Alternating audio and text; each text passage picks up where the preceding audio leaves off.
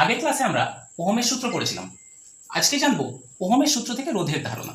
Actually AB একটা পরিবাহী যার প্রান্তীয় বিভব প্রভেদ যদি ভি হয়, তাহলে ওহমের সূত্র অনুযায়ী আমরা বলতে পারি ভি ইকুয়াল টু আই আর। এখানে ভি হচ্ছে বিভব প্রভেদ আর আই হচ্ছে ওই পরিবাহীর মধ্যে প্রবাহ মাত্রা। আর কে আমরা ধরেছিলাম সমানুপাতিক ধ্রুবক হিসাবে। এই আর কেই বলা হয় পরিবাহীর রোধ। অর্থাৎ আমাকে ওহমের সূত্র থেকে যদি রোধের ধারণা দিতে বলে, আমি লিখতে পারি আর equal to V by I. অর্থাৎ আমরা বলতে পারি কোনো পরিবাহীর প্রান্তীয় বিভব প্রভেদ এবং প্রবাহ মাত্রার অনুপাতকে রোধ বলে। এই রোধের এককগুলো হলো কিরকম না, রোধের এসআই একক হচ্ছে ওহম। এটাকে আমরা বলতে পারি ভোল্ট পার অ্যাম্পিয়ার। কেন ভোল্ট পার অ্যাম্পিয়ার?